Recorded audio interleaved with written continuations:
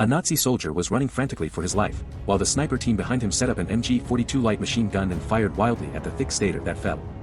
At the critical moment, Schwanzi slipped into the dense forest, and the cat took shelter behind the tree. But he didn't expect that the pursuers behind him, like his mother's old mad dog, were already close at hand. Without any time to think, Schwanzi quickly took out his B rifle and fought back. The bullet instantly hit the ear of the Nazi squad leader, which made Littletail scream in pain. He immediately closed his mouth and ordered Schwanzi to be captured alive. In this way, Schwanzi was forced into a quagmire under the vigorous pursuit and interception of a group of little bats.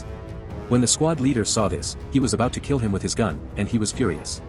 Unexpectedly, a voice of resistance suddenly came from behind, and then the Nazi leader wearing a bala mask wandered over, and then ordered people to tie the bolts in 5 pieces and force him to kneel on the ground. The factory director said, "Who is this? Don't say no. This is who I fell in love with." Immediately after hearing the handsome guy's answer, he immediately gave up on the Nazi leader and ordered someone to put a rope around his little neck. With a wave of his little hand, the driver kicked the floor oil and accelerated away. Instantly, he was embolized. The body was suspended in midair by the waves. Thinking of being far away from him in a daze, a line of green tears suddenly fell from the corners of Schwanzi's eyes. Just when he was about to expire and burp, he suddenly froze and slipped directly from the tree. It turned out to be a woman passing by. Seeing this, and promptly cut off the gauze, and Schwanzi narrowly escaped death. Play with it.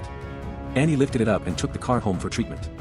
Under the careful care of the siblings, Schwanzi quickly woke up from his coma. Afterwards, after communicating with the siblings, they learned that the reason why Anne came to the rescue was because their fathers were brutally shot by the Nazis, so the Nazis were sworn enemies of their fathers to the siblings. At the same time, the Nazi leader learned through a tip that there was a Jewish family in the town who had fled and had a ton of gold hidden in their home, so he immediately led a pursuit team to search. In order to determine the specific location of the gold as soon as possible, the monkey called the mayor for questioning. But when he learned that these people were here for little gold, the mayor immediately denied it. "Sir, I don't know. If there's nothing else, I'll leave first." After hearing the mayor's answer, the Nazi leader didn't believe it at all, so he immediately ordered the soldiers to search everywhere. Even if they turned upside down, they still had to find the whereabouts of the gold. In order to fill the stomachs of his men and find gold as soon as possible, the team leader hurriedly led the team to search for food in the village. At this time, Schwanzi in the house also discovered the Nazi truck. In order not to cause trouble to the siblings, he hurried to the attic to take shelter. Annie walked out vigilantly, holding a shotgun. Little did he know that this move almost cost him his life. Seeing Annie's beautiful face, the team leader immediately had something wrong in his mind. He and his soldiers rushed into the house, ordered the soldiers to kick his brother out, pressed Annie on the table, and forcibly insulted her. Several Nazi bastards pushed the woman onto the table and humiliated her. This scene immediately made the German deserter hiding in the attic angry. Then they clashed with each other with steel forks and scratched a little deflated calf to death. When the team leader saw this, he immediately looked confused. "I thought that Xiao Dai was not dead yet." Before Xiao Mei could even realize what was going on, he immediately started a life-and-death struggle with the opponent. Soon Schwanzi subdued the little boys one by one, and the team leader who took the opportunity to escape was so frightened that he hurriedly ran towards the truck. Just when he started the men car and was about to start flirting, Schwanzi also chased after him. He set up his MP-38 submachine gun and fired wildly at Menman's car. Unexpectedly, a Nazi soldier who was not completely dead suddenly appeared from behind and attacked Schwanzi. Fortunately, Annie shot in time and successfully killed the little calf, and Schwanzi escaped with his life. After several people disposed of the body of the little flat pig, Schwanzi concluded that the escaped flat pig would not spare the 3 of them. So in order to avoid being chased by Nazi soldiers, a few people simply packed their luggage and embarked on the road to escape. The 3 of them hiked until midnight and decided to rest and adjust in the mountains. Unexpectedly, when Anne woke up the next day, she could not find her brother. Little did she know that he had been caught by a Nazi gangster. At this moment, signs are being paraded through the streets. Soon Fan Zi and Anne heard the news and chased after them. They saw their brother being escorted into the church by 2 Nazi soldiers. They didn't have time to think, so they ran out of the door quickly. At this time, the Nazi soldiers who were preparing for the execution burst into tears in order to shock the onlookers outside the church, kicked open the grill of the window, and then clapped their mouths and shouted, "Long Baim." Staring at the little deflated calf and speaking provocatively, his brother immediately became angry and was immediately pushed down. Then he picked up the MP-38 submachine gun on the ground and covered the other little calf's chest guard. "If I don't show off my power, you think I'm a fucking cat? Who else is looking for death? Come." For a moment, the people downstairs were running around holding their heads, and the ruthless Nazi leader raised his hair-colored 98K and pointed it at the spot, and then Bill directly hit him with a bullet. Anne, who arrived later, saw her brother lying in a pool of blood. The anger in her heart could no longer be suppressed. She rushed out of the church with a gun and shot the Nazi leader several times. Seeing Anne's beautiful little face, the Nazi leader hurriedly ordered to stop shooting. Until Annie emptied the magazine, Xiao Ji was approaching and subduing her. Later, in the room where Anne was headhunted by the Nazis, after a conversation between the two, Anne learned that it was her appearance that reminded the Nazi leader. Deceased wife. Immediately afterwards, Xiao Baidu knelt on the ground and confessed his love to her.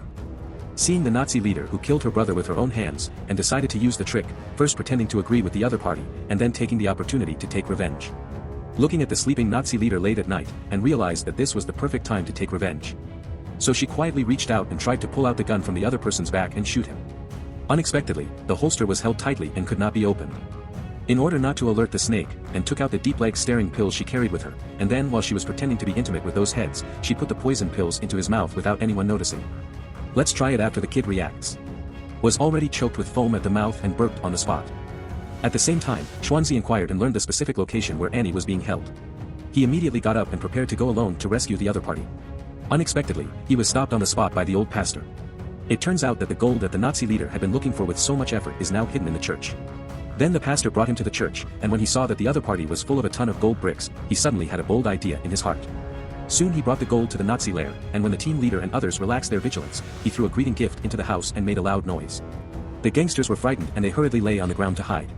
However, when the team leader came back to his senses, he turned around and found a gold brick appearing out of thin air on the ground. At this time, the sound of a bolt was heard outside the house. He told the team leader that he knew the whereabouts of a ton of gold, but if he wanted to get it, he must hand over hostages in exchange. Little did they know that Anne had already jumped out of the window and escaped. In order to get the golden clue, the team leader asked the hotel proprietress to pretend to be Annie in exchange. When Xuanzi relaxed his vigilance, the Nazi soldier immediately threw a grenade outside the house. At this moment, Xuanzi was unfortunately captured alive by the squad leader and escaped. After the miserable Annie learned that Xuanzi was caught trying to save herself, she didn't even think about it. She immediately rushed to the church with her teammates, preparing to wait for an opportunity to rescue Xuanzi. The woman carried a rocket launcher and fired a shot at the church tower. In an instant, the top of the tower was blown to pieces by the entire wave. Before the Nazi soldiers guarding the door could realize what was going on, a large pillar was shot down and a plank was buried, followed by the broken walls of the roof that were poking into the ground. As the thick smoke dissipated, the stunned Nazi kid bumped Xiaodan forward to check.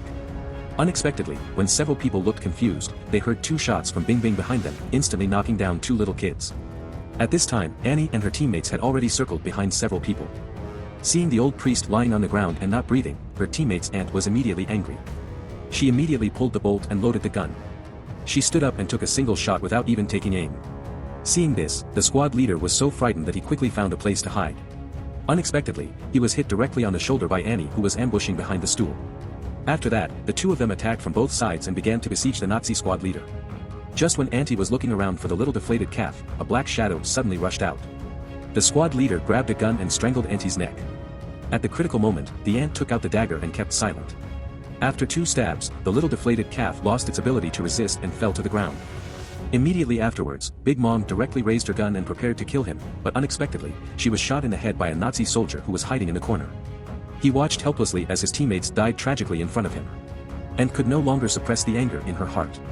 He angrily stood up and fired a shot into the dark. In this way, the Nazi soldiers fired back to expose themselves. After confirming the specific hiding place of the small bag, Annie looked at the traction device not far away, and suddenly she had a plan in her mind. I saw him aiming at the traction pulley, and with the last shot, the wooden stick was instantly unbalanced and crashed in front of the Nazi soldiers. Annie, on the other hand, saw the right opportunity and lay down on the ground, directly shooting Xiao Bei to death. At this time, Xuanzi, who was seriously injured, was stunned and woke up. Before the two of them started talking, the Nazi squad leader walked straight over to me without thinking about my wound. This. Faced with the provocation of the young man, Annie exploded and immediately attacked him. Unexpectedly, she was stabbed by the squad leader and knocked to the ground with a punch. Then Kabuto strangled Annie's neck tightly, intending to strangle her to death. Seeing that Annie was about to burp, she held the gold brick and pounded it into it, knocking her out. Have what? After successfully dealing with all the deflated calves, Annie used the bolt to pick up a ton of gold on the ground. Afterwards, the two of them drove away in a boring car, carrying a pile of gold bricks.